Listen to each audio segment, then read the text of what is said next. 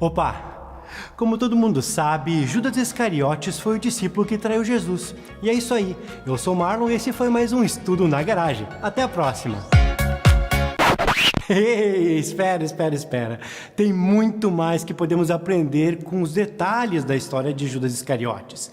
Então senta aí que esse vai ser um dos mais longos episódios. E o mais conhecido e desprezado dos 12 é Judas Iscariotes, o traidor. Seu nome aparece por último em todas as listas dos apóstolos, exceto na lista de Atos 1, onde não aparece. Sempre que seu nome aparece nas Escrituras, é associado com seu ato de traição. Sua história sombria é um exemplo vivo das profundezas que o coração humano pode cair. Judas Iscariotes passou 3 anos ao lado de Jesus, cara a cara com o Deus Todo-Poderoso, e ainda assim, por todo aquele tempo, seu coração apenas endurecia. Apesar de estar muito familiarizado com todos os ensinamentos de Jesus, ele permaneceu em descrença e partiu por uma eternidade sem esperança. Os outros 11 apóstolos são todos de grande encorajamento para nós, pois são exemplos de que pessoas comuns e falhas podem ser usadas por Deus de maneiras extraordinárias. Porém, Judas permanece um aviso sobre o potencial maligno da indiferença espiritual, de oportunidade desperdiçada, de desejos pecaminosos e endurecimento do coração. Eu sou o Marlon e está começando mais um Estudo na Garagem.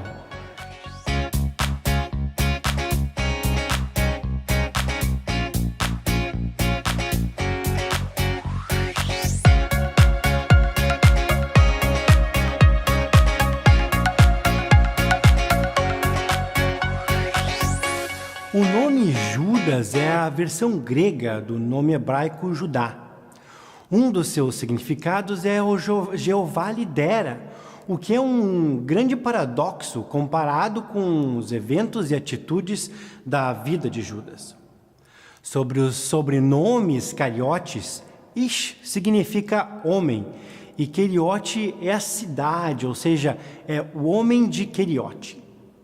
Essa era provavelmente a cidade de Queriote Esrom, cidade em Josué 15:25, uma humilde cidade no sul da Judéia.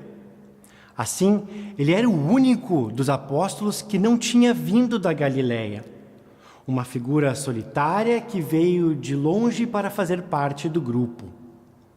A falta de familiaridade dos discípulos galileus com Judas deve ter ajudado e encorajado sua lábia enganosa. Os outros poucos sabiam sobre sua família ou seu passado. Com isso, ficava fácil para ele bancar o hipócrita. Ele conseguiu conquistar um lugar de confiança, o que sabemos que fez por ter se tornado o tesoureiro do grupo e usado essa posição para fazer pequenos furtos. Sobre sua família, só sabemos que, segundo João 6,71, o nome do seu pai era Simão.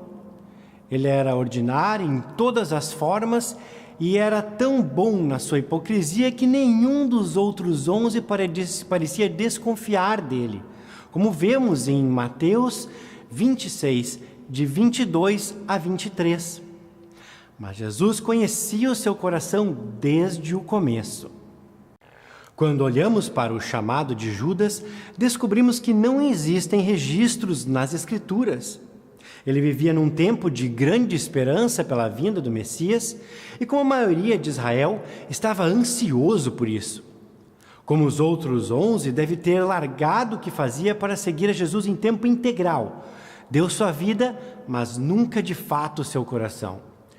Judas era provavelmente um jovem judeu patriota, que não queria ser governado pelos romanos e tinha esperança que Cristo iria tomar o governo e restaurar o reino para Israel.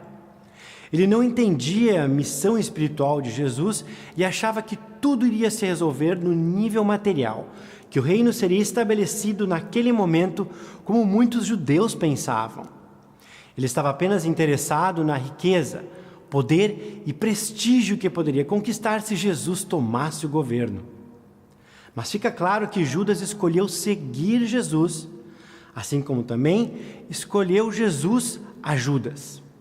A tensão entre a soberania divina e a escolha humana também se manifesta no chamado de Judas, assim como ocorreu com os outros apóstolos. O papel que Judas teve no ato de traição foi ordenado há muito tempo e profetizado no Velho Testamento. Podemos ler estes registros em Salmos 41:9, que é citado por Jesus em João 13:18. E em Salmos 55, de 12 a 14, e Zacarias 11, de 12 a 13. Seu papel foi pré-ordenado ou predestinado. O plano de Deus e o feito de Judas cooperam e concordam perfeitamente. Em sua autobiografia, Spurgeon escreveu o seguinte sobre a tensão entre a soberania divina e a escolha humana. O que segue é uma tradução livre da obra em inglês. Se então eu acho ensinado em uma parte da Bíblia que tudo está ordenado, isso é verdade. E se eu achar em outra parte, esse homem é responsável por todas as suas ações, isso é verdade. E é só minha tolice que me leva a imaginar que essas duas verdades podem se contradizer. São duas linhas quase paralelas que a mente humana que as persegue nunca descobrirá que convergem.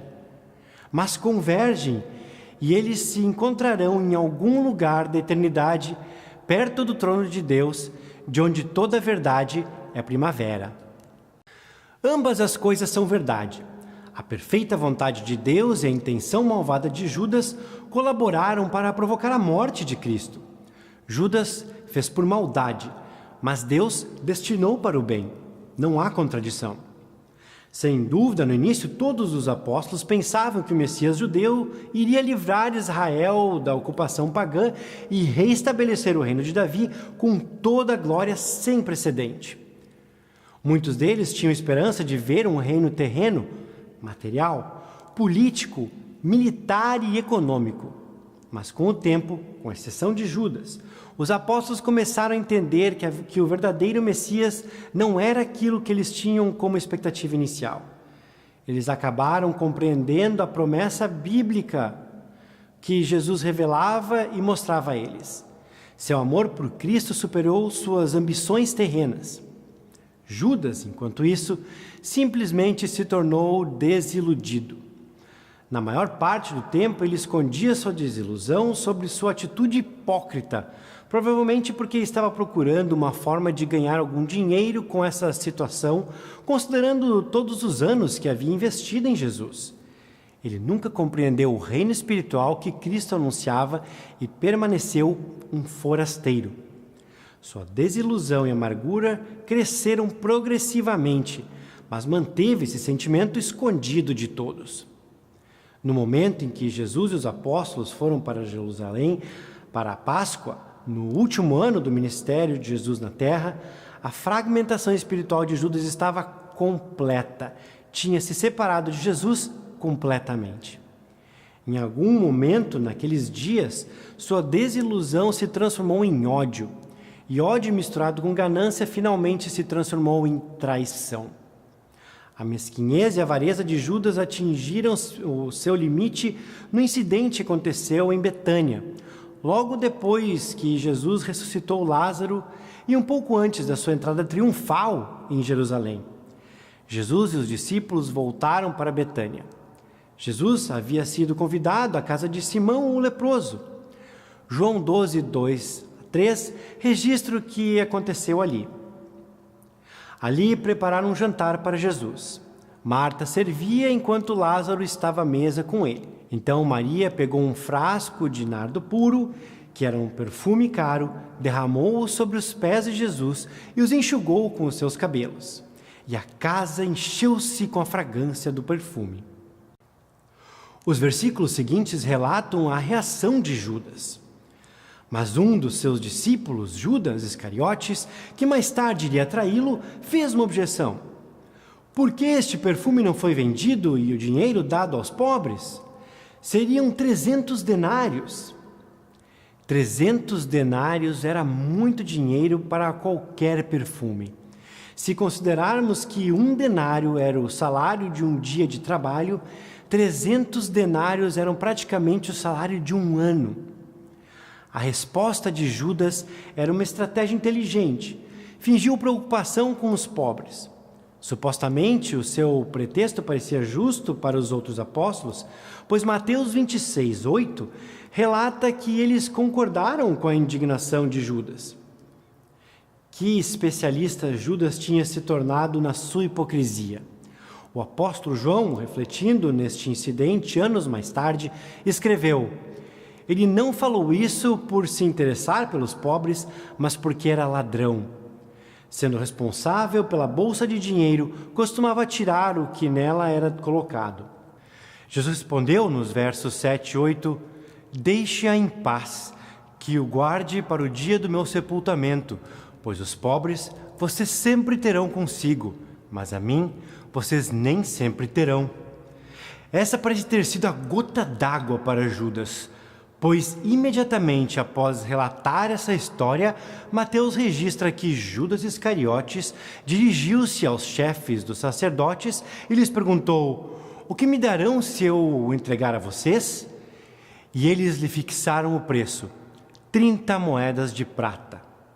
De acordo com Êxodos 21:32, 30 moedas de prata era o preço de um escravo.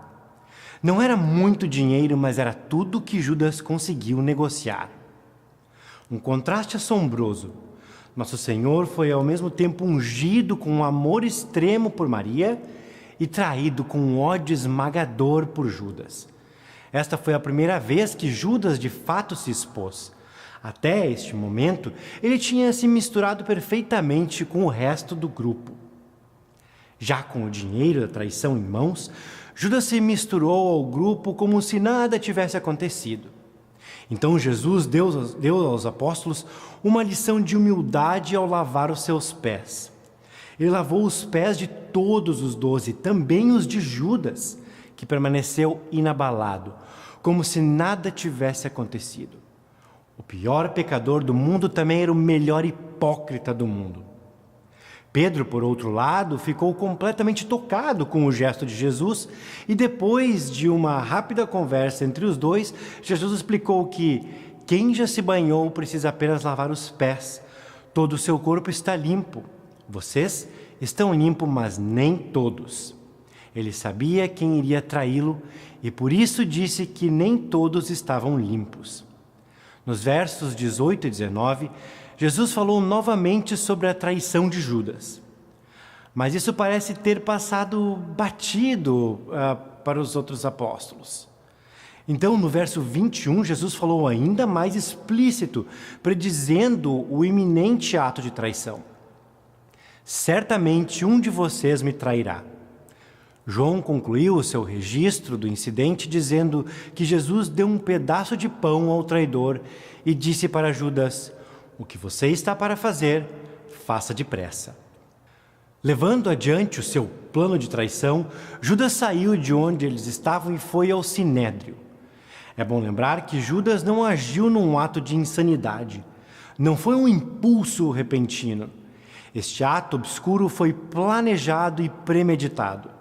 Ele já tinha sido pago, era só uma questão de achar o momento certo. Ele estava esperando uma oportunidade para lhes entregar Jesus quando a multidão não estivesse presente. A próxima vez que Judas aparece nos relatos de João, no capítulo 18, a ceia havia terminado e Jesus tinha ido ao lugar onde habitualmente orava, um pequeno bosque de oliveiras conhecido como Getsêmani. João 18:3 relata que Judas foi para o olival, levando consigo um destacamento de soldados e alguns guardas enviados pelos chefes dos sacerdotes e fariseus, levando tochas, lanternas e armas.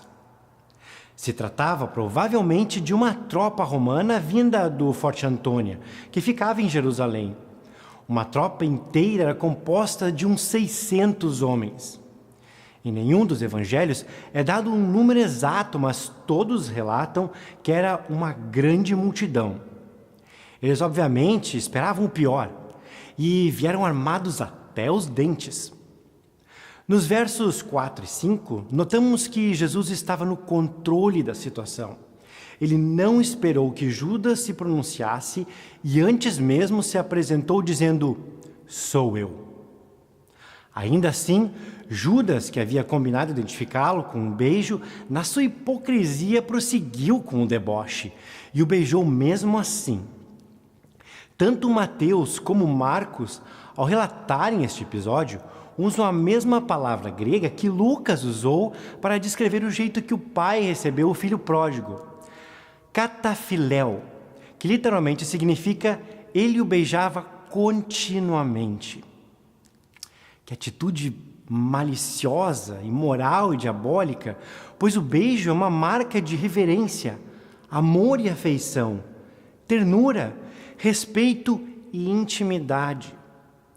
O sentimento fingido de Judas por Cristo apenas fez esse teatro muito mais sombrio. Em Mateus 26:50, Jesus usou em seguida a palavra amigo, do grego hetairos, que tem o sentido de meu bom amigo. É uma forma de se dirigir gentilmente a um amigo. Jesus, sempre agindo com amor, foi traído por alguém que viveu pela ganância. Próxima vez que ouvimos de Judas é no relato da sua morte. Mateus 27, de 3 a 4, relata que, quando Judas, que o havia traído, viu que Jesus fora condenado, foi tomado de remorso e devolveu aos chefes dos sacerdotes, os líderes religiosos, as 30 moedas de prata, e disse: "Pequei, pois traí sangue inocente." Algumas traduções trazem a palavra arrependimento no lugar de remorso, mas a palavra grega metamelomai não é a palavra usada para arrependimento, e sim para o desejo de querer mudar o sentimento. Judas apenas se sentiu mal, estava desapontado, pois trair Jesus não o satisfez da forma como ele esperava.